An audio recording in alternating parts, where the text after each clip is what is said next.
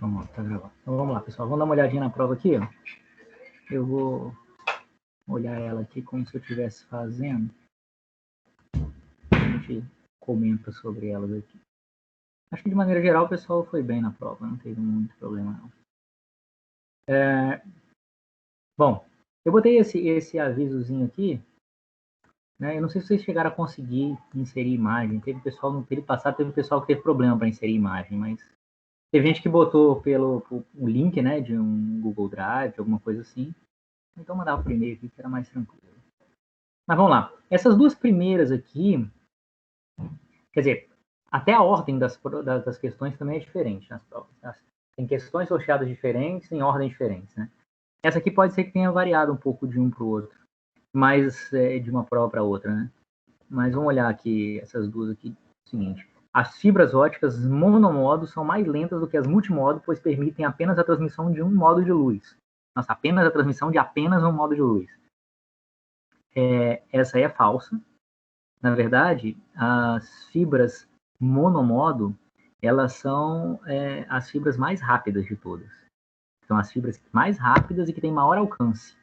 Eu acho que tinha uma pergunta que podia substituir essa, que era falando sobre o alcance, que as fibras óticas monomodo têm maior alcance. Elas têm um modo só de luz, né, um feixe só de luz, mas elas são a que permite transmissão em maior velocidade, justamente por ter um feixe só de luz, ela não tem aquele atraso entre o feixe de luz que chega mais rápido e o feixe de luz que chega mais devagar para transmitir a mesma informação. É um feixe só, né, um modo só de luz, então isso não tem. Então ela acaba sendo mais rápida. E tem um alcance maior também. Para que isso seja possível, essas fibras monomodo, você usa nela você usa transmissão usando laser, né? A gente usa laser para transmitir bits em fibras monomodo e não LED, né? Nas multimodo muitas vezes se usa LED. Aí o laser você tem um modo de luz com uma potência muito maior, né? Acaba tendo uma velocidade, um alcance grande também. Nessa aqui, um cabo par trançado STP, Shielded Twisted Pair, né? O que tem blindagem, ou blindados, está dizendo aí, são mais imunes a ruídos do que os UTP não blindados. Verdadeiro. Né? Os cabos blindados são aqueles que têm tipo aquele envelopamentozinho, né, com um metal, né, tipo uma capa metálica, tipo um papelzinho alumínio que envolve, né, o cabo, e aí ele cria uma gaiolazinha de farda, ele fica mais imune a ruídos externos, né. Tanto que ele é usado em ambientes onde tem mais ruídos, onde tem mais campos elétricos, né. Planta de industrial, coisa assim, normalmente usa esses cabos tipo STP, não usa o UTP, que é o que a gente normalmente usa em casa. Vamos lá. Agora vamos para os que a gente vai fazer conta aqui. Calcule a capacidade de um canal de 50 MHz que utiliza sinalização em 16 níveis. E nesse mesmo canal, consideramos, e se nesse mesmo canal, considerarmos uma relação sinal-ruído de 2047, qual será a nova capacidade? Neste último meio, qual o número máximo de níveis que poderia ser utilizado na sinalização? Mostre os cálculos realizados. Bom, pessoal, aqui tinha muitas variações. Tinha questão, variava aí, se eu não me engano, entre 50 MHz e 80 MHz, entre 16 níveis e 8 níveis, entre a relação sinal do ruído de 1023 e de 2047. Acho que era isso, não lembro se tinha mais alguma variação. Mas assim, tem todas as combinações possíveis dessas que eu estou falando aqui para vocês. Né? Então, para essa aqui especificamente, independente disso, o resto do enunciado é igual. Então, a forma de se resolver é igual para todas as provas. Né? Primeiro, ele pede para calcular a capacidade de um canal e ele dá a largura de banda e ele dá a sinalização, o número de níveis que a gente tem. Então, ele me dá a largura de banda, é de 50 MHz. Ele me dá, vou botar aqui na minha linha. Ele me dá o número de níveis, que são 16 níveis. E eu já vou botar logo que ele me dá uma relação sinal-ruído de 2047. Uma coisa que eu falei inúmeras vezes aqui e continuo repetindo, é que na equação de capacidade de canal de Shannon, que é a que leva em consideração a relação sinal-ruído, não é, a relação sinal-ruído é linear, não é em dB. E aqui, a não sei que eu falasse aqui que era 2047 dB, é linear também, não é em dB. Então eu posso pegar isso aqui e colocar direto na equação. Tá? Então, o primeiro cálculo que ele me pede é a capacidade de canal segundo Nyquist, porque estou levando em consideração o número de níveis, né? Então, B é 2 vezes B, vezes log na base 2 do número de níveis. Presta atenção, teve gente que errou isso. Não é 2 vezes o B, vezes log de 2, vezes M, não. É 2 vezes B, vezes log de M na base 2. Isso aqui é o log na base 2, né? Beleza? Ou seja, minha capacidade de canal é 2 vezes os 50 MHz. 2 vezes 50 MHz. 50 MHz, se vocês quiserem botar 50 vezes 10 elevado a 6, ou pode botar 50 MB. Porque aí a capacidade de canal vai ser em bits por segundo. O que eu achar aqui vai ser megabits por segundo. 2 vezes 50 vezes log na base 2 de 16. 2 vezes 50, 100. Log na base 2 de 16, 4. Né? 4 vezes 100, 400 megabits por segundo. Beleza? Então aqui eu tenho 400 megabits por segundo. Se eu estiver usando 16 níveis. Se eu estiver utilizando isso aqui, se eu estiver utilizando Shannon, a equação de Shannon, eu levo em consideração o ruído. Até respondendo uma questão mais para frente. É B log base 2 de 1 mais a relação sinal-ruído, 1 mais SNR. Ou seja, B aí é 50 mega vezes log na base 2 de 1 mais 2047.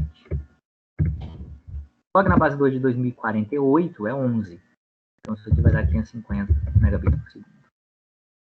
Então eu tenho, se eu usar por Nyquist 400 megabits por segundo, se eu usar por Shannon 550 megabits por segundo. O que isso significa? Por que Shannon, uma coisa, eu não pedi, mas só para a gente ver, por que em Shannon deu uma capacidade de canal maior do que em Nyquist? Porque Nyquist está dizendo que eu estou usando 16 níveis.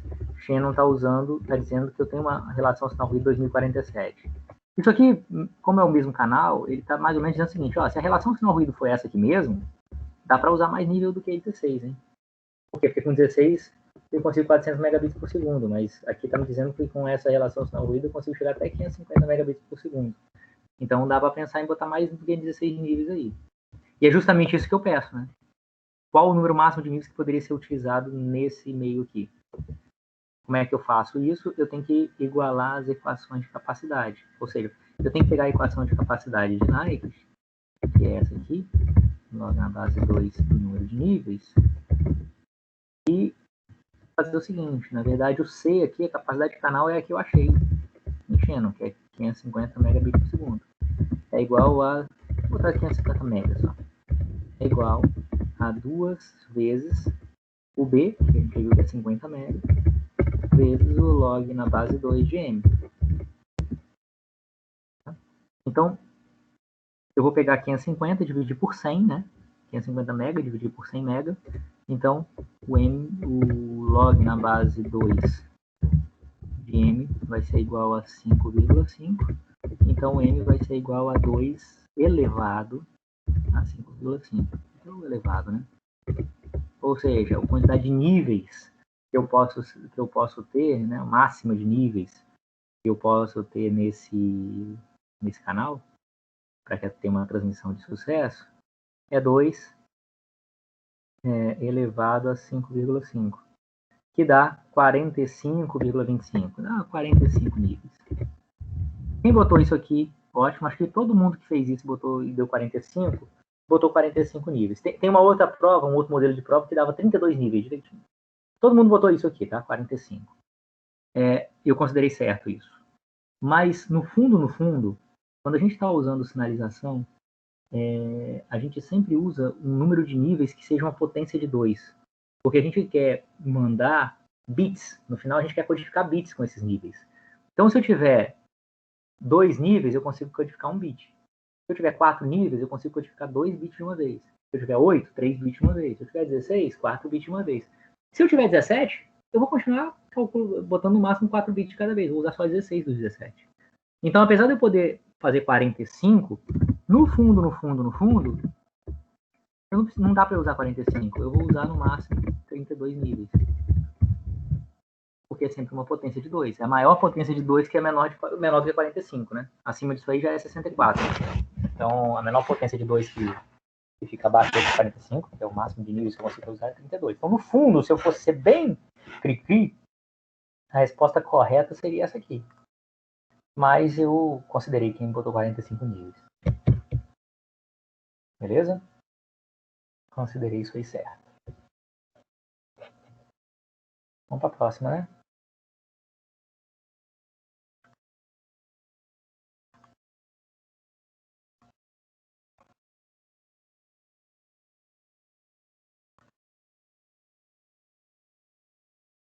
Perdi aqui. Cadê? Aqui. Pergunta 4. 4 nessa minha prova, né? De vocês, isso pode ter sido até a 1.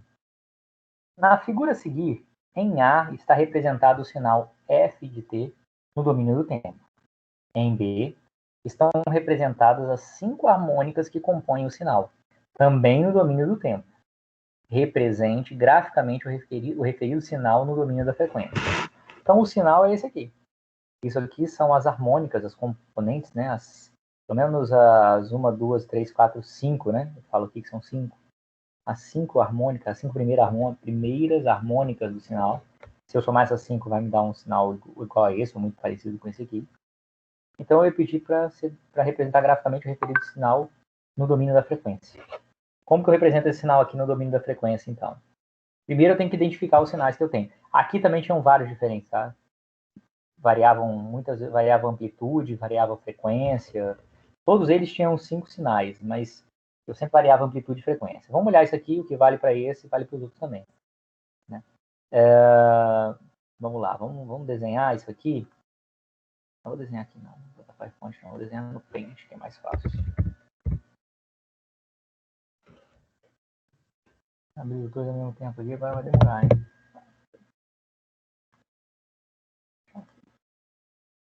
Então vamos lá.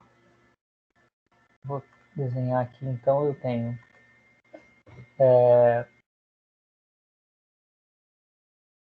os dois eixos aqui, eixo X e eixo Y.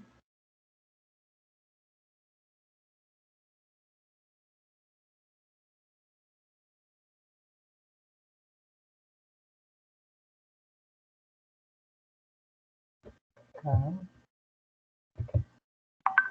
Pronto. Tinha ficado reto. Não, isso não é questão de honra. Tem que fazer o troço ficar reto, né? Pronto, consegui. Então aqui eu tenho o eixo Y, que é a amplitude do sinal, e aqui eu tenho o eixo X, que vai ser a frequência do sinal.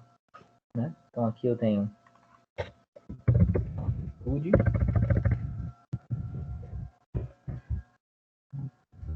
quando eu estou falando na representação do domínio do tempo, é amplitude e aqui seria tempo.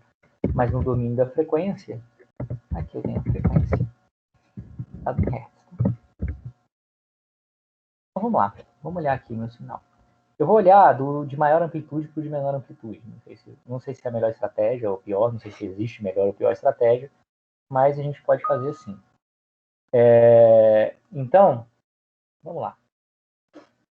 Aqui, vamos olhar aqui. O que eu tenho aqui? Vou pegar esse sinal de maior amplitude, que é esse sinal que está numa cor aqui, um preto, talvez seja um preto, né? A gente olhar aqui, ó, tem um comprimento de onda, 2 comprimentos de onda, 3 comprimentos de onda ao longo de uma unidade de tempo, 1 segundo, né? Então tem 3 Hz, né? 3 Hz aqui. Então aqui, vou botar aqui um pontinho aqui, eu vou marcar onde que é, vamos supor que seja 3 Hz. Vai ter um cara insistente aqui, hein? Olha lá. Cadê? Aqui. Aqui onde eu suponho que seja 3 Hz. Não vou botar Hz, não, vou botar só 3, porque lá no eixo já estou dizendo que são 3 Hz. Então, 3 Hz aqui. Eu vou ter um sinal com amplitude. A gente não viu a amplitude, né? Ó, aqui é 8, aqui é 9, tá no meio do caminho, entre 8 e 9, entre 8 e 10, duplo, é 9, né? Então tem um sinal com amplitude 9. Frequência 3, amplitude 9. Vou desenhar aqui um impulso. Podia ser só um tracinho para cima, eu vou só colocar bonitinho, vou desenhar um quadradinho aqui, ó. Então, um preenchimentozinho aí.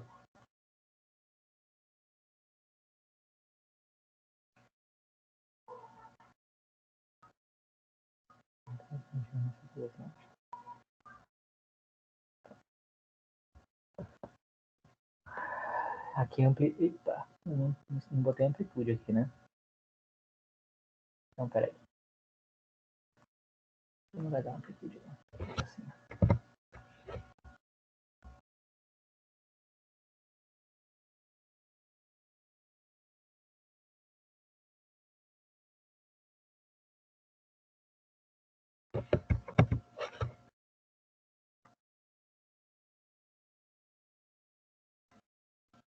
Desenhar para ficar minimamente bem desenhado, né?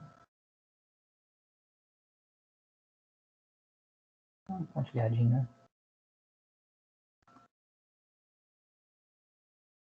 Então aqui eu tenho amplitude 9.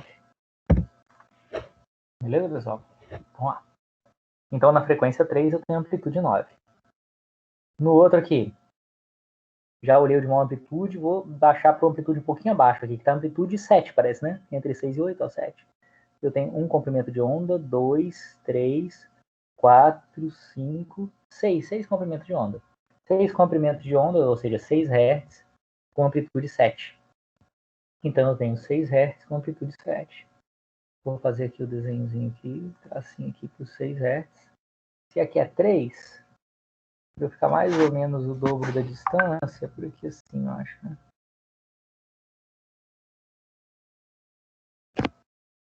Por aqui assim. Deve ser o 6. E a amplitude... Bem torto, mas tudo bem. E a amplitude seria 7, né? Então seria mais ou menos... Seria 9, vamos dizer que aqui seria 7.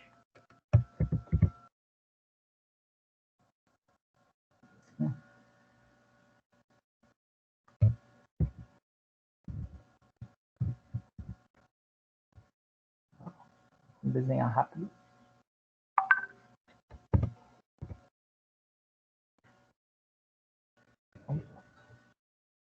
E aqui...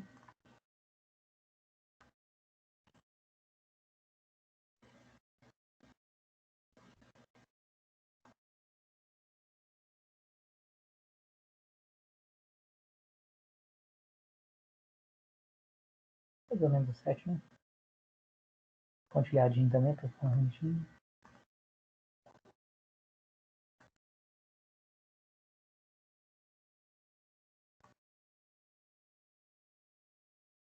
Então aqui dá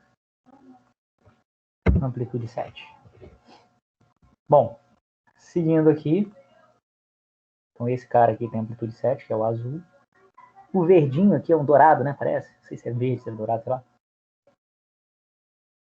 Tem amplitude 4, exatamente, né? 0, 2, 4. E tem 1, 2, 3, 4, 5, 6, 7, 8. Frequência 8, né? Frequência 8, amplitude 4. Então vamos lá, vamos desenhar aqui.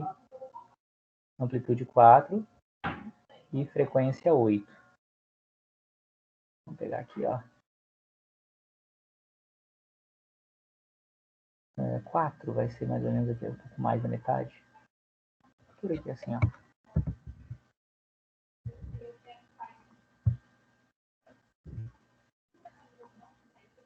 Então, frequência 8. Por aqui, mais ou menos. Mais ou menos, né? Porque é só para representar. Então, não precisa ser perfeito, não.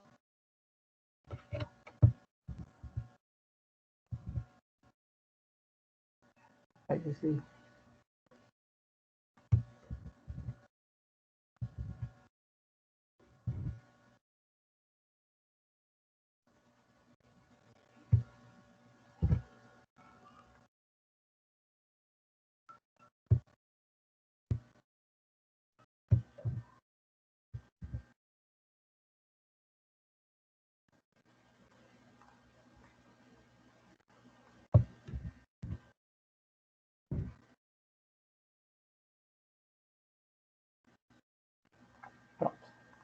Aqui é a amplitude 4, né? E frequência 8, né? Que a gente viu? Frequência 8 Hz, amplitude 4. Tem 3 até agora. Então vamos lá no quarto aqui, que é o quarto.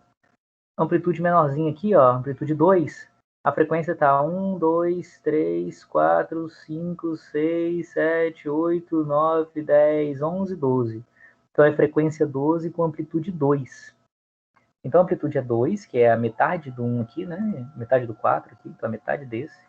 Sei lá, mais ou menos aqui assim. E amplitude 12. Então seria, sei lá, por aqui assim. Acho que aqui tá uma boa, né? Então vamos lá.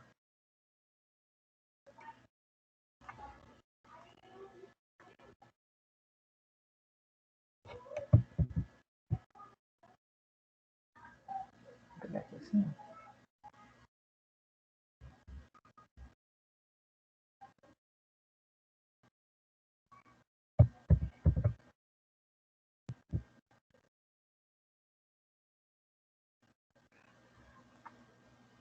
Aqui.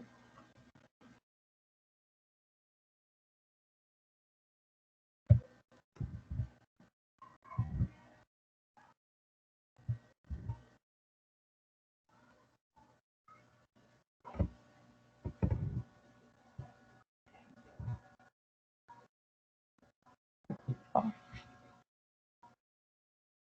amplitude 2, né? De frequência 12. Pronto.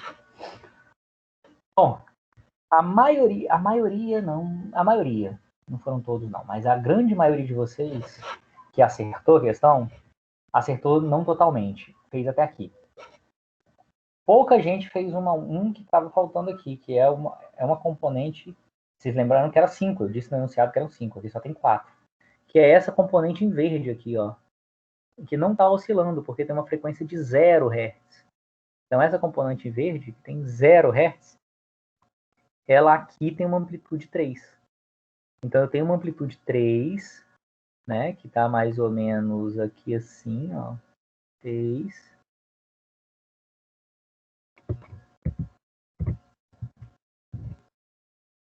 Aqui em 0 Hz. Então aqui em 0 Hz, eu tinha um cara com amplitude 3. Em 0 Hz. Então em 0 Hz eu tenho um cara com amplitude 3. E depois eu tenho essas amplitudes que vão diminuindo aqui. Começam em 9, vão diminuindo. Pode ter mudado o valor, mas em todas as questões era isso aí. Mudava só o valor, mas todas elas estavam descendo, assim, estavam diminuindo. Mudava às vezes o valor da amplitude e o valor da frequência, mas todas elas tinham um componente zero também, e a grande maioria de vocês não viu isso aí, que é quando você tem uma DC aqui, né? Um sinal em DC. Um sinal que não oscila, ele tem uma frequência de 0 Hz. Ele é uma harmônica também, é uma componente com frequência 0 Hz. Certo? Ele que desloca, ó, se você olhar esse sinal, ele está mais deslocado para cima, porque tem uma componente DC aqui, ó. Senão ele estaria mais para baixo. Aqui assim, mais ou menos, seria o meio dele, né? Vamos dizer assim. Beleza? Então isso aí a maioria de vocês errou. Essa última, esse cara aqui, né? Que é o sinal em 0 Hz. Atenção para isso aí. Sempre que tiver um sinal DC, ele entra aqui em 0 Hz. Vamos lá, continuar a prova aqui. Qual a influência que as componentes do sinal em diversas frequências, né, as harmônicas, podem ter na distorção desse sinal? Bom, aí eu não vou nem escrever, vou mais comentar com vocês. Eu cheguei a comentar com vocês que os meios de comunicação, eles se comportam de forma diferente de acordo com a frequência do sinal que eles estão transmitindo. Então, a impedância pode ser diferente, ou seja, a dificuldade com que o sinal vai atravessar o meio, ele é diferente. Até a velocidade de transmissão do sinal é diferente também de acordo com a frequência dele. Então, você pode ter sinais que cheguem com maior ou menor amplitude, desculpa, você pode ter componentes de um sinal que cheguem com maior ou menor amplitude de acordo com a impedância do meio para aquela frequência. Eles podem chegar antes ou depois, né? E aí você pode defasar as componentes, porque elas são transmitidas com velocidades ligeiramente diferentes. Então, o que a influência das componentes é exatamente isso. E como eu tenho diversas frequências e o meio, a transmissão do sinal no meio vai se comportar de forma diferente para essas frequências, o sinal pode acabar se distorcendo. Eu posso ter componentes com amplitudes que chegam com amplitudes diferenciadas, eu posso ter componentes com defasagem uma em relação à outra, tudo isso pode acontecer. Beleza? A grande maioria das pessoas acertou isso aqui. Associa o meio de comunicação às suas respectivas características. Eu já adiantei algumas coisinhas aqui, né? Transmite luz através de um processo de reflexão em suas paredes internas. Se transmite luz, já é fibra ótica, certo? Então já é um desses três aqui. Reflexão em suas paredes internas é a fibra ótica multimodo degrau, porque é ela que você tem uma mudança brusca do índice de refração do material, né, do núcleo e da casca, e aí o sinal ele vem numa certa angulação, quando ele bate na casca, a casca funciona como espelho, então ele vai sendo refletido até o destino. Então é isso aqui, fibra ótica multimodo degrau. Os pares de fio são enrolados entre si, então já não é fibra ótica, é par de fio. De fios são enrolados entre si a fim de minimizar o impacto dos campos eletromagnéticos externos. Isso é par trançado, né? É um par enrolado entre si, é um par trançado entre si. Eu tentei usar a frase enrolada aqui para também não usar trançado, né? Porque aí seria demais. Mas é bem na cara aqui que é um. Outro aqui. Esse aqui é igual para todo mundo, tá? O que mudava aqui era a ordem das opções. Aqui, transmite luz, então é uma fibra ótica, através de um processo de refração, onde o trajeto da luz vai sendo alterado à medida em que se afasta do centro do cabo. Esse aí é a fibra ótica e multimodo gradual, é o 4. Porque o sinal vai gradualmente, o índice de refração do núcleo vai gradualmente se alterando à medida que você se afasta do núcleo. Isso faz com que o sinal vá mudando o curso, a trajetória dele suavemente, tá certo? Sofrendo um processo de refração, e aí esse sinal ele não vai ser refletido pela parede, ele vai sendo refratado pelo núcleo até que ele vai mudando de direção. Ele acaba que o trajeto que ele percorre lembra muito uma senoide. Uma malha serve de proteção para o fio interno, formando uma espécie de gaiola de Faraday. Então, você tem um fio interno, não é uma fibra, é um cabo coaxial. Você tem um fio no meio e você tem uma malha externa, né, que serve como referência para a transmissão e que também protege, né, esse cabo principal onde passam os sinais das interferências externas, né, que formam uma gaiola de Faraday. E por último, transmite luz em um núcleo extremamente estreito, o mais estreito entre seus concorrentes. Concorrentes são as outras fibras, né? Transmitir luz é fibra. Um núcleo muito estreito, tão estreito que você só consegue transmitir um modo de luz. Então é uma fibra ótica monomodo. 5. E por último, a última questão aqui, compare os métodos de cálculo de capacidade de canal propostos por Nyquist e por Shannon. Quais as diferenças existentes entre eles? Na verdade, existe uma diferença crucial, que assim, é ela que você tinha que ter colocado. Qualquer outra coisa é perfumaria. A principal é que o método de cálculo de capacidade de canal proposto por Nyquist não leva ruído em consideração. Ele é mais utópico, ele é menos realista. E o método proposto por Shannon leva o ruído em consideração. Então, ele acaba fornecendo para a gente uma resposta mais precisa, mais próxima da realidade. Beleza? Então, a grande diferença aí é o uso ou não, né? Você levar ou não em consideração o ruído durante a transmissão. Isso aí. Morreu Maria. Só isso aí. Beleza? Essas eram as questões e essas eram as respostas esperadas. Dúvidas aí, pessoal? Antes da gente continuar?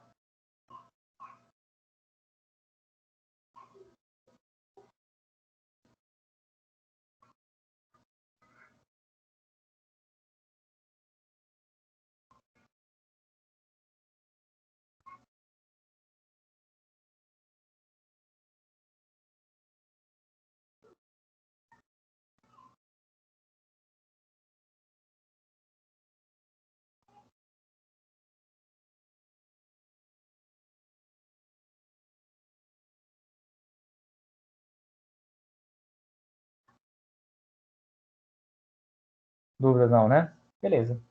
Então, vamos continuar, né? Vamos continuar nossa matéria. As provas já estão corrigidas, estão lá as notas já estão divulgadas lá direitinho, beleza? Eu estou em débito ainda só de uma atividade que vocês mandaram lá de Fourier, mas eu vou corrigir ainda. Mas a nota é só na C3, então é menos problemático, beleza? Depois eu vou passar mais uma outra atividade. A gente vai entrar num assunto agora, vai começar a falar sobre modulação. E aí eu vou passar uma atividadezinha sobre modulação depois também. Beleza? Vamos lá. Sigamos aqui com o nosso assunto. Aqui.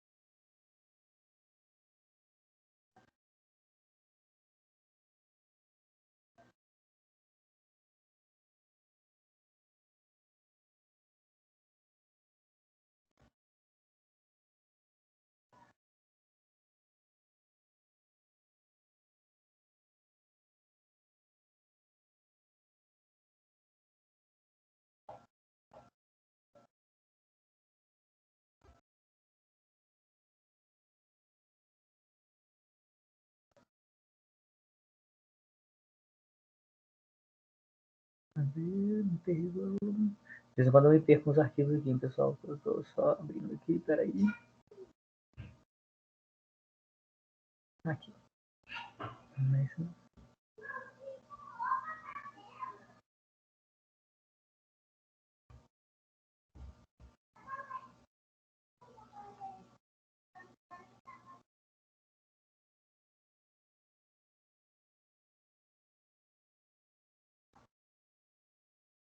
Gente, onde é que tá isso aqui? Aqui.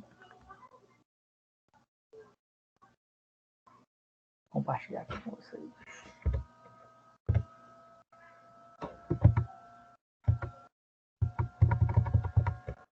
Bom, pessoal, a gente vai falar, vai continuar aqui, a gente vai falar sobre modulação. Eu já comentei aqui logo no começo do curso, não sei se vocês lembram, eu já comentei um pouco sobre o que vem a ser modulação, né? E agora a gente vai ver com mais detalhes. Vamos lá. A gente falou um pouco agora, a gente estudou aí como é que funcionam os meios, né?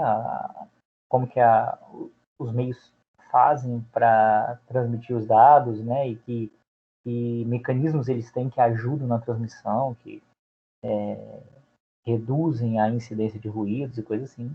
Mas uma coisa que é muito importante quando você vai transmitir, além de entender o meio e ter o meio adequado para a transmissão do que você precisa, é você entender o sinal que vai ser transmitido.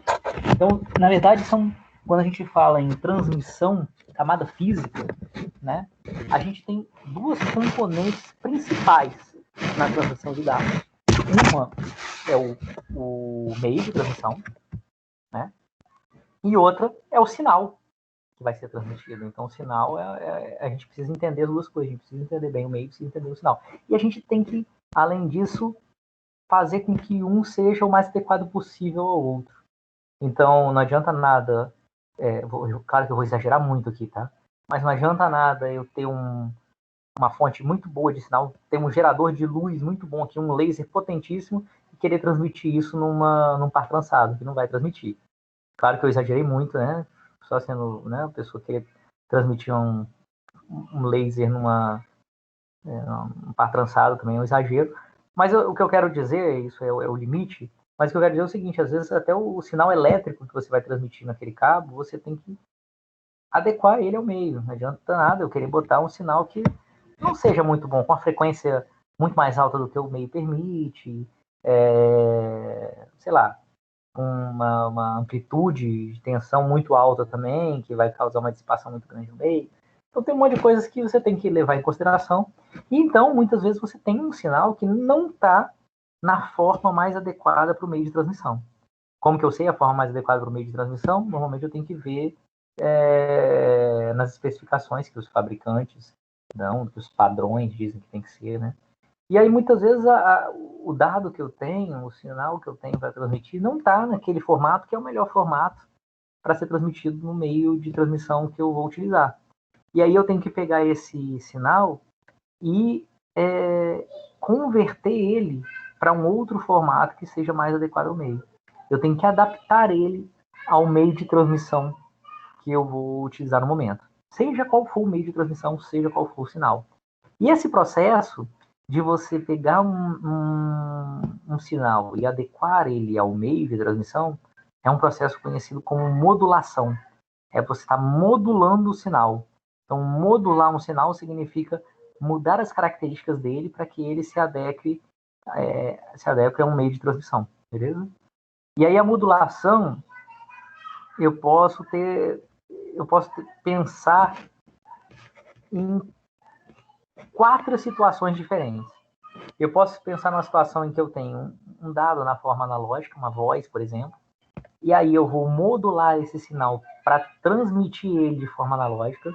Então, o meu sinal original, né, que a gente chama de nome de dado, meu sinal original, que é o dado que eu tenho disponível para transmitir, ele está na forma analógica, e quando eu for transmitir pelo meio, eu vou transmitir também na forma analógica. Então, eu vou transmitir um sinal analógico. Tem um dado analógico, vou transmitir um sinal analógico. O telefone é um mau exemplo disso. Né? O telefone, eu vou pegar a minha voz analógica e vai ser transmitida pelo fio de telefone também na forma de um sinal analógico. Ah, pessoal, mas telefonia hoje é digital da central para lá. Da sua casa até a central é analógico. É um fio que liga e sua voz vai de forma analógica. Tem uma outra possibilidade, eu tenho um sinal que originalmente é digital, né?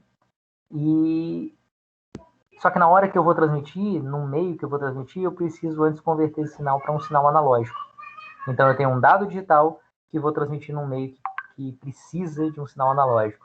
E aí eu preciso de alguém que faça esse processo, que converta um sinal digital num sinal analógico. Esse alguém é um cara que tem o nome do processo, né? O processo eu falei que de adequação do sinal se chama modulação. Então quem faz essa conversão de um dado digital para um sinal analógico é um equipamento conhecido como modem, né? Acho que todo mundo já ouviu falar. Modem, esse nome vem de modulador, modulador, dem de demodulador. Então ele é um modulador e demodulador. Por isso que tem esse nome modem, modulador, demodulador, porque ele modula o sinal, ou seja, ele pega o meu dado original digital e transforma num sinal analógico a ser transmitido. E também ele faz o contrário. Se ele receber um sinal analógico, ele converte para o sinal digital equivalente para que possa ser recebido esse sinal. Uma outra possibilidade é eu ter um sinal que originalmente é analógico, o dado, né? Eu tenho um dado lá originalmente analógico, a minha voz, por exemplo. Mas na hora de transmitir, eu preciso transformar esse sinal num sinal digital. Então, telefonia digital, por exemplo, minha voz, eu falei com vocês que ela passa por um processo de modulação, né, no telefone, no aparelho de telefone, em que minha voz, ela analógica aqui, ela é convertida num formato analógico também adequado à transmissão pelo fio de telefone. Quando ele chega, isso estou falando de telefonia fixa, né? Quando ele chega na central, é um sinal analógico que chega na central. E lá na central esse sinal é digitalizado, ele é convertido para um sinal digital para ser transmitido na rede de telefonia. Esse processo de digitalização também é uma modulação. Eu estou pegando o meu sinal que veio analógico pelo cabo de telefone que vai da residência até a central. Chega lá, ele tem que ser transformado num sinal digital para ser melhor transmitido, ser transmitido da forma mais adequada pelos meios de transmissão que você tem numa central telefônica, interligando centrais telefônicas. Então, esse processo de digitalização do sinal é um processo também de modulação, que é feito normalmente por um codec. Codec quer dizer coder-decoder, né? Codificador-decodificador. Quando você está usando, sei lá, fazendo a telefonia IP, isso que a gente está fazendo aqui, essa aula que a gente está tendo aqui, minha voz, eu estou falando aqui com vocês, minha voz é analógica, está sendo captada pelo microfone do computador, está sendo digitalizada, utilizando algum codec, algum princípio de codificação, né? É uma modulação. Isso chega até vocês, lá quando chega em vocês, chega um sinal digital. Esse sinal digital, então, ele é decodificado, então é o DEC aqui do codec, e é gerado um sinal analógico também que vai lá para o headphone ou para as caixinhas de som, tanto faz. Então, esse é um processo de modulação de um sinal analógico em um sinal digital. De um dado analógico num sinal digital. E por último, eu posso ter um dado que originalmente é digital e que na hora que transmitir eu também vou converter ele para um sinal digital. Então, o processo de modulação, ele implica necessariamente na alteração do sinal original. Então, falar o seguinte, eu vou pegar o dado e vou transmitir ele do jeito que ele está, então não sofreu modulação. Quando a gente diz que sofreu uma modulação de um dado digital para um sinal digital, é porque o sinal foi alterado. Né? Como que você altera um sinal? Você muda a frequência dele, por exemplo. Você muda a amplitude, no caso de um sinal digital. Você muda a amplitude, a amplitude era de mais 5 volts, menos 5 volts, para assim, mais 12, menos 12. Então você acaba mexendo nessas características do sinal. Esse é um processo de modulação. Quem faz isso é um transceiver. Transceiver é transmissor e receiver, né, que é receptor. É transmissor e receptor de sinais digitais. Nota que os nomes, né, codec, decodec, sempre tem codec, codificação, decodificação, modem, modulação, demodulação, transceiver, transmission e receiver, transmitter e receiver, é sempre o processo de ida e volta, né, em todos eles. Aí o nome é diferente só para dependendo do que ele está fazendo. Beleza? Então, a gente vai falar aí sobre as soluções que existem para esse processo de modulação. Vamos lá, então. Vamos falar um pouquinho aqui.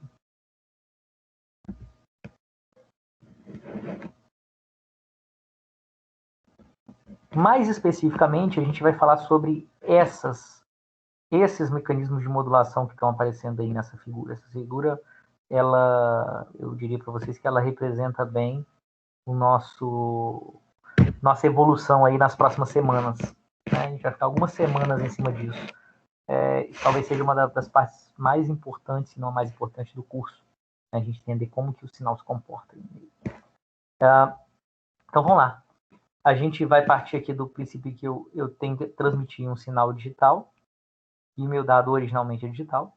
E aí eu posso ter dois tipos de codificação, dois tipos de modulação, codificação de linha e codificação de bloco.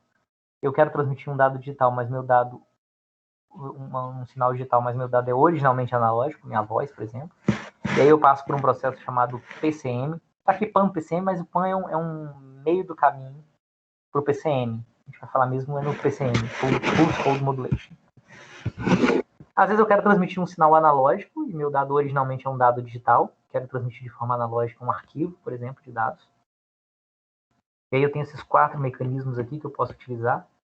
ASK, FSK, PSK e QAM, que é Amplitude Shift Keying, Frequency Shift Keying, Phase Shift Keying, e aqui Quadrature Amplitude Multiplexing, não, Modulation, modulação por amplitude e quadratura.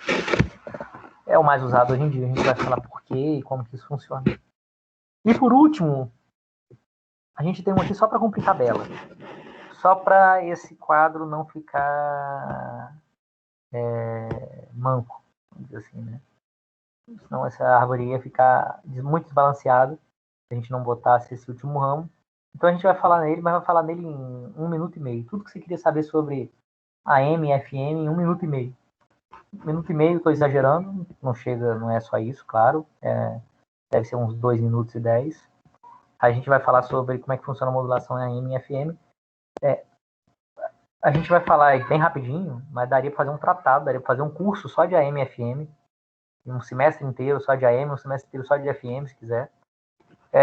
Mas a gente não vai dar muita bola para isso, não, porque essa é uma transmissão um tipo de transmissão que não é usado, praticamente não é usado, não é usado mesmo, em sistemas de comunicação, que é onde a gente se encaixa aí, é o título da nossa disciplina, né? Então a gente não usa muito para comunicação de dados. Se usa para transmissão de voz, para rádio, né? Rádio AM, rádio FM, comunicação lá por walk-talk e tal, vocês usam, né? O FM também. Mas transmissão mesmo de dados, a MFM não é muito usada. A transmissão hoje em dia toda uma que a gente chama de transmissão digital, que é baseada nesses mecanismos aqui. Depois a gente vai entender melhor. Quando a gente falar sobre todos esses caras aqui, a gente vai falar melhor sobre o que significa transmissão digital, o que é TV digital, o que é sei lá, o celular, né? O 4G, 5G, o celular digital, como é que funciona. A gente vai entender todos esses processos aí mais modernos, né? De como eles funcionam exatamente. Mas primeiro a gente tem que entender todos esses processos aqui de modulação de dados. Beleza? Dúvidas aí? Tranquilo? O que é uma modulação? Para que serve a modulação? Então vamos lá, né? Tá tranquilo? Tá tranquilo. A gente vai começar nessa ordem, tá? Da esquerda para a direita. Aí a gente vai falar primeiro nesses. A gente vai aumentando um pouco a complexidade, né? Hoje a gente vai parar por aqui. A gente não vai ficar parar por aqui, não nesse slide, não. A gente vai parar nesse vermelhinho aí. A gente vai falar o seguinte: eu tenho um dado.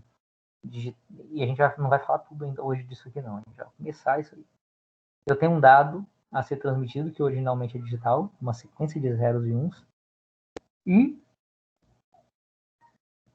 eu quero representar essa sequência de zeros e uns, né, o meu dado digital, através de um sinal digital, através de um sinal que tem algum formato, que de alguma forma represente esse meu dado, e eu posso usar esse sinal para transmitir por cabos, né, cabos elétricos, por fibra ótica, não importa. Então vamos lá.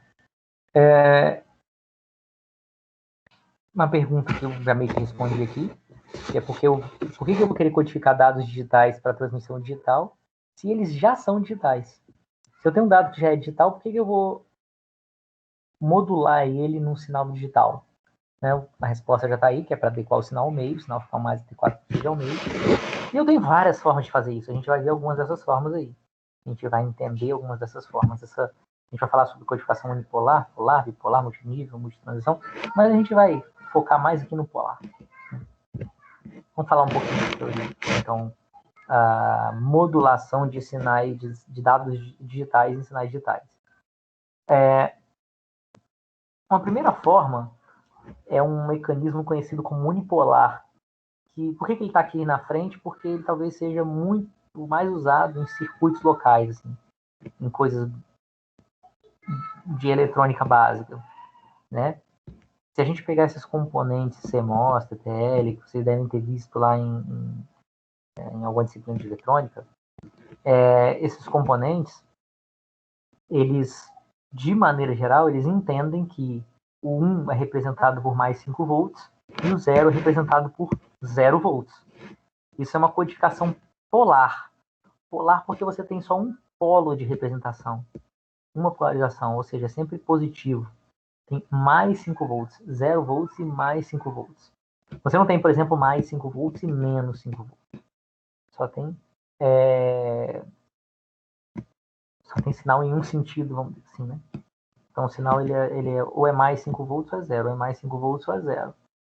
Então isso é o que a gente chama de codificação unipolar, porque tem só um polo. Você não tem um polo positivo e um negativo. Você não tem nada que seja representado por um valor negativo. É sempre 0 ou positivo. Quais são as características disso? A primeira tem um nível de tensão só, né? Normalmente é 0 e 1 nível de tensão. E tem duas desvantagens nesse uso aqui, no uso de sinais polares. Ele tem uma vantagem que é simples. É simples de você gerar, é simples do circuito reconhecer. Então, por isso que a eletrônica básica, a eletrônica digital utiliza a codificação unipolar, deixa os componentes mais simples, né? E simplifica aí o processo. Mas quando eu vou transmitir por um sistema de comunicação, ou seja, eu vou transmitir por um cabo, vou transmitir uma distância maior do que um circuitinho local ali, eu começo a ter dois problemas que começam a aparecer que não apareciam quando as distâncias de transmissão são muito curtas, que é o que acontece numa placa de circuito impresso. Os dois problemas maiores que eu tenho, um deles é o da componente DC residual, que é o seguinte: se eu tenho um sinal que é hora 0 volts, hora mais 5 volts, esse sinal ele tem uma média, tem um valor médio. Se eu tirar a média do nível de tensão, média da amplitude, vai ser uma média maior do que zero, né? Se hora eu estou em 0, hora eu estou em 5, se eu ficar metade do tempo em 0, metade do tempo em 5, a média é 2,5. E aí, dependendo de quantos por cento do tempo eu fico mais em 0 ou mais em 1, eu vou ter uma média mais alta ou uma média mais baixa. Mas a média é sempre maior do que zero, né? Então, isso significa que eu tenho um componente DC residual. O componente DC residual quer dizer, eu tenho um valor médio, né, acima de zero. Se eu fosse pegar esse sinal e fosse decodificar ele numa série de Fourier, certamente teria uma primeira harmônica aí com amplitude, com frequência zero, né, que seria um valor diferente de zero. Qual o problema? Se tem um componente DC residual, que é o que eles chamam, é que aí a lei de Ohm atua com mais força. Se tem maiores, você tem que a potência dissipada, né, do sinal é igual a V2 sobre R, né? A tensão ao quadrado dividido pela resistência do meio. Então, se eu tenho uma tensão média aí diferente de zero, eu vou ter, quanto maior for essa tensão média, maior a potência dissipada, né? A energia que eu estou usando para transmitir acaba se perdendo na forma de calor, que é a forma como você dissipa potência, de acordo com o Ohm, né? E um outro problema que eu tenho é um problema de sincronização. Qual é o problema de sincronização? O problema de sincronização é o seguinte: imagine que eu transmita um sinal, e esse sinal ele é transmitido o seguinte: eu vou associar, vou dizer, ó, sempre que eu quiser transmitir o bit 1, eu vou transmitir mais 5 volts. Sempre que eu quiser transmitir o bit 0, eu vou usar 0 volts. O que se usa normalmente, como eu falei, nos circuitos TTL, nos circuitos CMOS. Bom, aí imagine o seguinte: a gente entrou, quem está transmitindo e quem está recebendo, para que uma transmissão tenha sucesso, tem que haver um acordo prévio de qual a velocidade de transmissão, quantos bits por segundo você vai transmitir. Esse acordo prévio pode ser através de transmissão, pode ser através de configuração mesmo. Eu configurei o transmissor para funcionar na velocidade tal, configurei o receptor para funcionar na mesma velocidade tal lá. E aí tudo funciona. Tudo funciona mais ou menos, né? Depende de uma série de outras coisas. Uma coisa importante é ter a mesma velocidade de transmissão, né, ou recepção do sinal.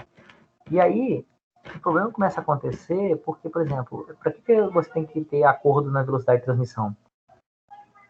Porque, por exemplo, se eu souber, a princípio, que eu estou transmitindo a 1 megabit por segundo, 1 megabit por segundo significa que cada bit está durando, né, para ser transmitido, cada bit está durando, ele fica, o valor de tensão fica no nível que representa o bit durante 1 microsegundo, né? Se é 1 megabit por segundo, é 1 vezes 10 a sexta, quer dizer que cada bit fica ativo por 1 microsegundo, 1 vezes 10 a menos 6. E aí o que acontece? Imagina o seguinte, imagina que então eu estou gerando um novo bit a cada microsegundo, né, para transmitir 1 megabit por segundo.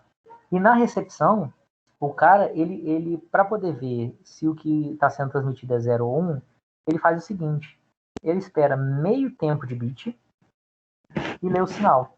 Meio tempo de bit, ou seja, 0,5 microsegundos, né, 500 nanosegundos. Ele vai lá, olha, ele vai estar no meio do tempo de bit, ele vai lá e olha se o sinal é nível alto ou nível baixo.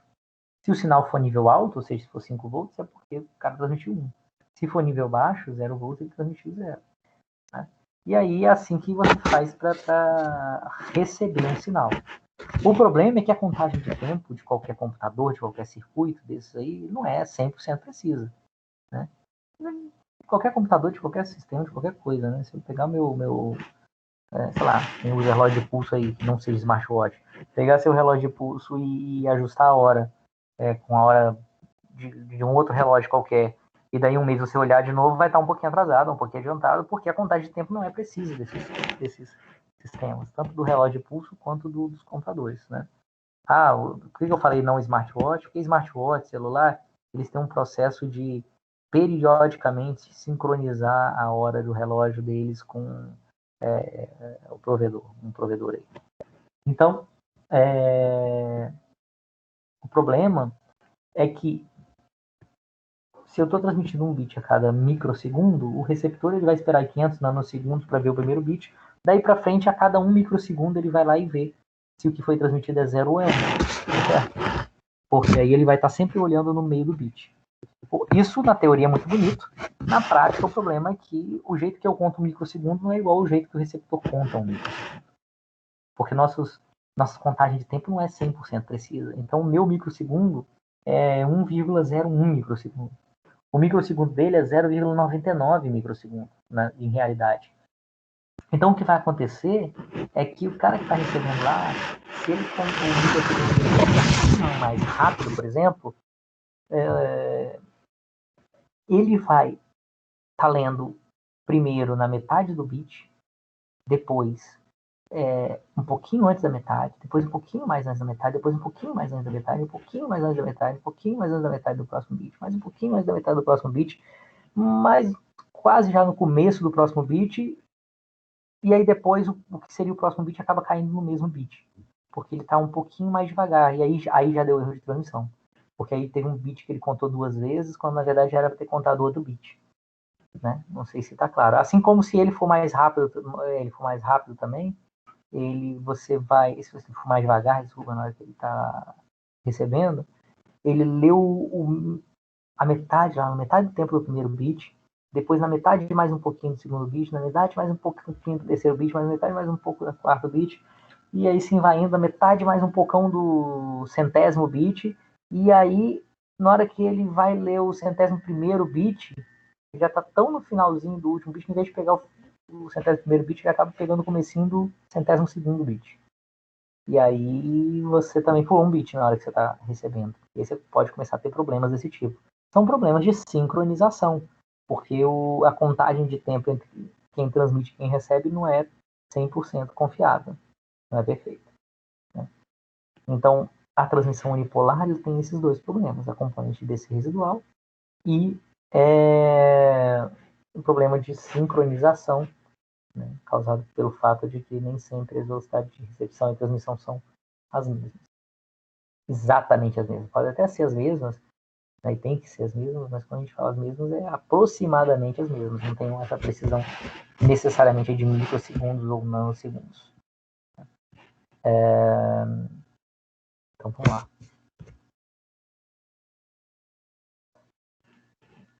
Falamos na codificação unipolar, vamos falar na codificação polar, né?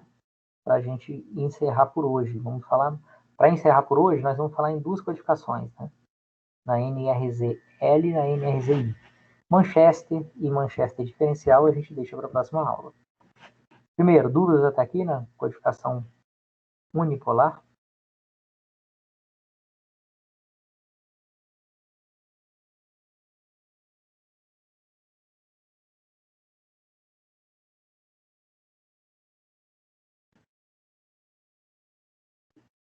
Então, vamos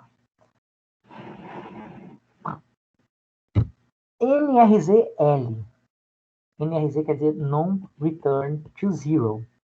A codificação polar, ela retorna para zero. Quando eu quero transmitir o bit zero, eu estou em 0 volts.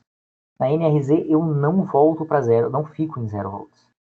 Eu fico em, por exemplo, mais 5 volts e menos 5 volts. Mais 5 volts para representar, nesse exemplo aqui, mais 5 volts para representar o bit 0, menos 5 volts para representar o bit 1. Poderia ser ao contrário também. O que importa é que o que eu vou usar para representar o bit 0 e o que eu vou representar para usar o bit 1 seja a mesma coisa do que quem vai receber o meu sinal use para interpretar o sinal que eu estou transmitindo. Então, o que eu estou transmitindo tem que ser codificado usando um princípio, o que se vai receber tem que ser decodificado usando o mesmo princípio. Então, nesse meu exemplo aqui, ó, sempre que eu estou querendo transmitir o bit 0, eu uso um nível alto, sempre que eu estou querendo transmitir o bit 1, um nível baixo. 0, um bit alto, 1 bit baixo. 0, um bit alto, 1 bit baixo. Né? Por exemplo, mais 5 volts e menos 5 volts. Isso aí, então, é um non-return to zero level. Então, é para não voltar ao zero. E level quer dizer porque eu tenho dois níveis, né? Então, level, eu tenho um nível diferente. Um para representar 0, um para representar 1. Beleza? Ele é muito parecido com a codificação polar lá, mas o polar é mais 5 volts e 0. Aqui é mais 5 volts e menos 5 volts, por exemplo. Quando eu faço isso aqui, eu continuo com o problema de sincronização, igual que eu tinha antes. Ó. E o problema de nível de tensão DC residual ser diferente de 0 continua acontecendo. Por quê? Porque eu só vou ter uma média 0 aqui se eu tiver a mesma quantidade de tempo em 0, no bit 0 e no bit 1. E nem sempre isso vai acontecer. Às vezes eu vou ficar um pouco mais de tempo no bit 1, depois um pouco mais de tempo no bit 0. Então eu sempre vou ter uma tensão DC residual também ligeiramente diferente de 0. Já é bem melhor do que o polar, mas é ligeiramente diferente de 0. Né? E isso causa uma certa dissipação de potência também. Esse é esse cara aqui de cima, né? E tem uma outra mecanismo de codificação, que é o non-return to zero invert. O invert é o que inverte. Ele vai inverter o bit, o sinal que você vai usar de acordo com o bit que vai ser transmitido. Como assim? Então, por exemplo, eu vou fazer a seguinte escolha. Eu vou fazer o seguinte, olha, sempre que eu for transmitir o bit 0, eu mantenho o nível no qual eu estou. Se eu estiver no nível alto, eu continuo no nível alto. Se eu estiver no nível baixo, eu continuo no nível baixo. E sempre que eu for representar o bit 1, eu inverto o nível que eu estou. Então, se eu estiver no bit alto, eu vou para o nível... Se eu estiver no nível alto, eu vou para o nível baixo. Se eu estiver no nível baixo, eu vou para o nível alto. Então, é isso que está sendo feito. Ó. É non-return to zero invert, que vai inverter. Então, aqui, quando chegar o bit 1, eu inverto o sinal. Quando ficar bit 0, eu mantenho o sinal. Então, aqui, ó, comecei com o nível baixo. 0, mantenho no nível baixo. É 1, eu inverto. Estava no nível baixo, vou para o nível alto. É 0, mantém. É 0, mantém. É 1, inverte. Eu estava no nível alto, eu vou para o nível baixo. É 1, inverte de novo. Eu estava no nível baixo, eu vou para o nível alto. Próximo bit é 0, continuo no nível alto. Continuo no nível alto, continuo no nível alto. É 1, saio do nível alto e vou para o nível baixo. É 1 de novo, saio do nível baixo e vou para o nível alto.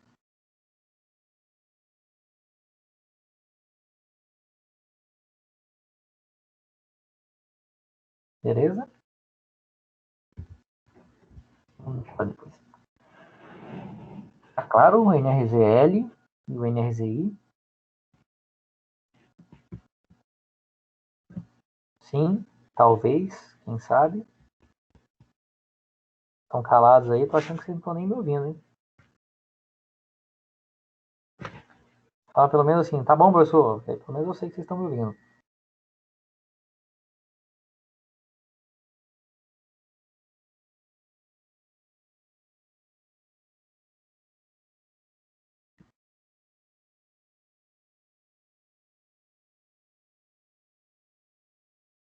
Então, beleza. Então, se tá tranquilo, tá bom. Beleza, só pra saber, né?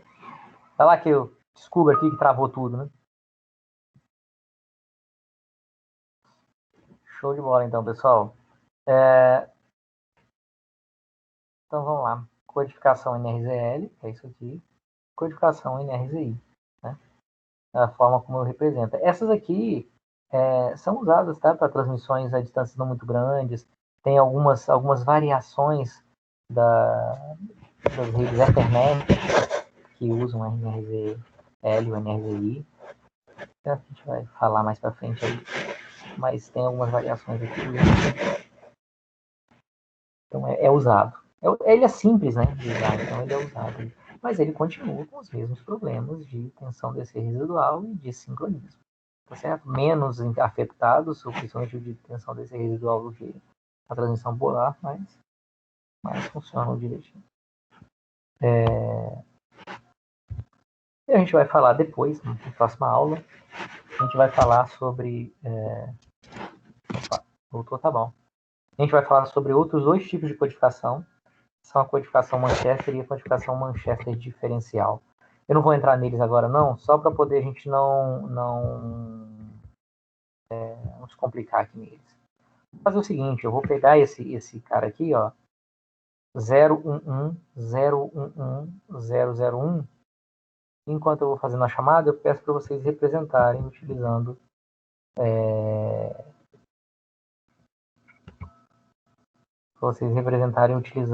o NRZL e o NRZI. Pega aí uma folha de papel, desenha essa sequência de bits aqui, ó.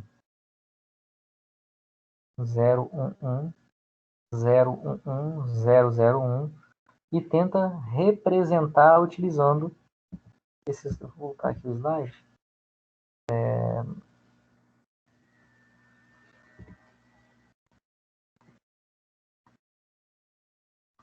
011.001. Tentem representar usando o NRZL e o NRZI. Eu vou botar aqui, ó. 011.011.001.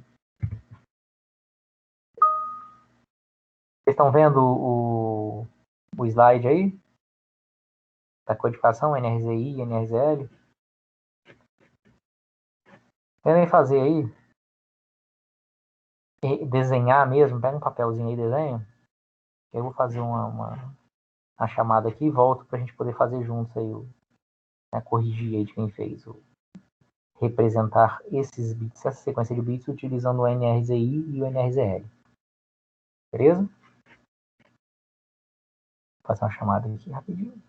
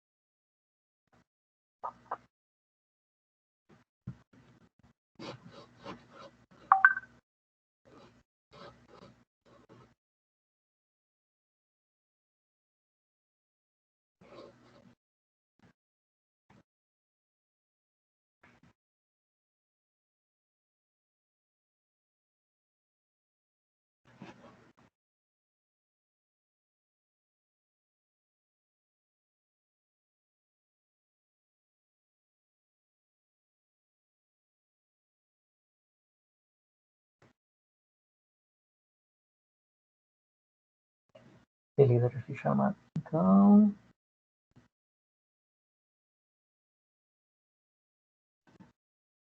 Vou preparar meu pente aqui para desenhar.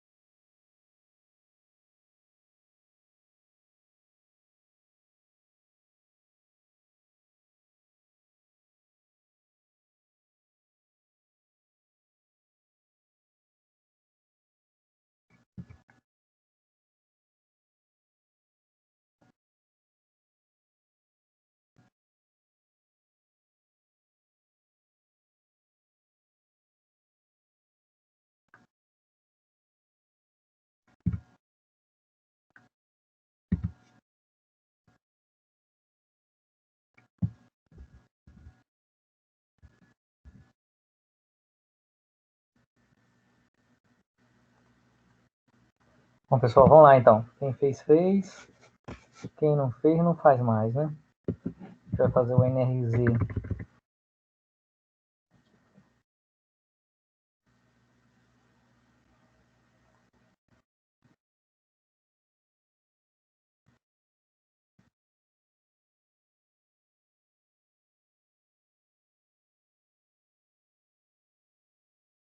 Vamos lá.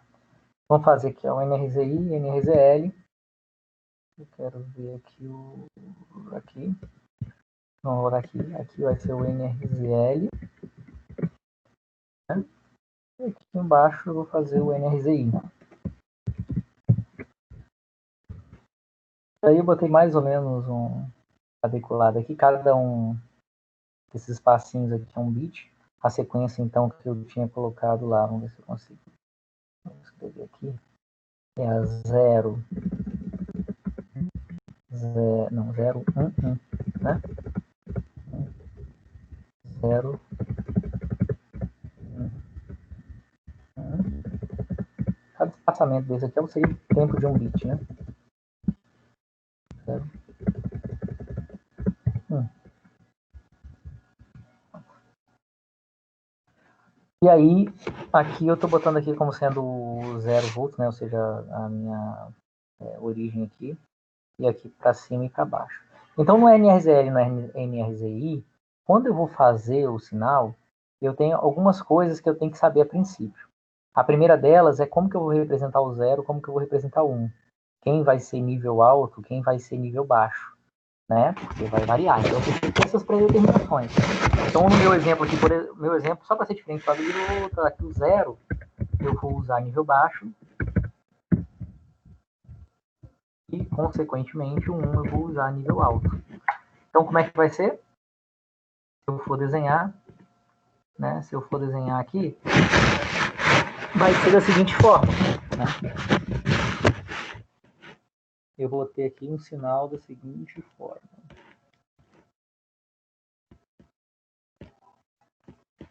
Ó, se é 0 é nível baixo,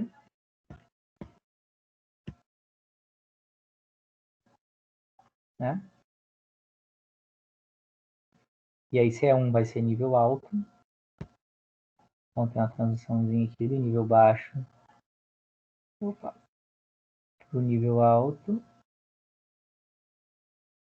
Então, enquanto eu tiver 1, eu estou no nível alto. Quando passa para 0, eu vou para o nível baixo.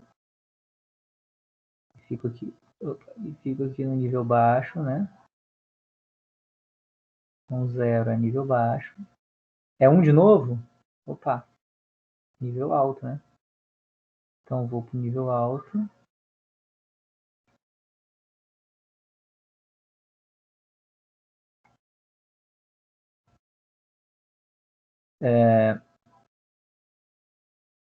São dois 1s aqui. Enquanto tá 1, eu fico no nível alto. 0 é nível baixo.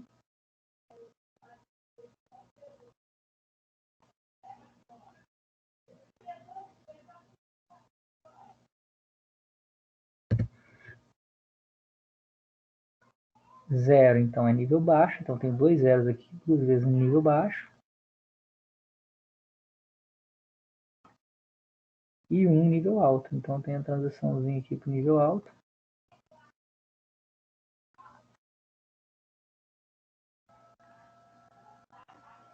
Pronto. Tem o meu sinal em NRZI. Quando tá 1, tá no nível alto. Quando tá 0, tá no nível baixo, que nem eu botei aqui. Isso é o NRZL. O NRZI, eu tenho que ver o que eu vou fazer quando tiver 0 e 1. Quer dizer, eu vou inverter quando? Eu vou começar sempre do nível baixo. Eu vou inverter quando? Vou inverter quando chegar o bit 1 ou quando chegar o bit 0? Vou botar o bit 1. É mais usual. O bit 1 inverte. Mas poderia ser ao contrário, tá? Essa é uma questão de definição. Se eu botar o nível 1, nível 0 para inverter, sempre que chegar um bit 0, inverte, né? Então aqui, eu estou no nível 0, então tá nível baixo. Começou no nível baixo, se mantém no nível baixo. Depois veio 1, né? Então se veio 1, inverte. Se inverte quer dizer que se eu estou no nível baixo,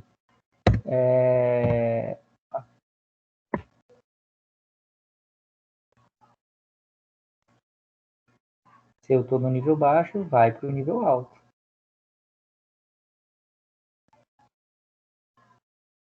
Então, vou para o nível alto.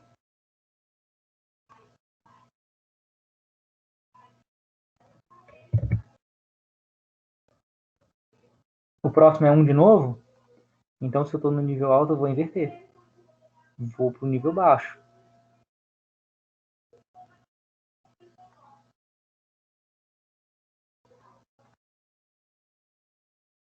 Se eu estou agora no nível baixo, chegou 0, eu me mantenho no nível baixo.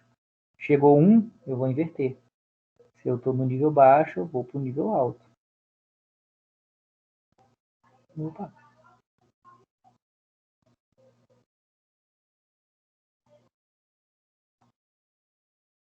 E aí chegou 1 de novo, se eu estou no nível alto, eu vou para o nível baixo. Porque 1 inverte. Então 1 sempre inverte. Se eu estou no nível alto, eu vou para baixo. Se eu estou no baixo, eu vou para o alto. Então, vou ficar esse 1 aqui no baixo. 0, eu mantenho. Se eu estou no nível baixo, eu vou continuar no nível baixo. É 0 de novo, eu vou continuar no nível baixo, que é o que eu estou. É 1 o último aqui, então eu vou sair do nível baixo e vou para o nível alto.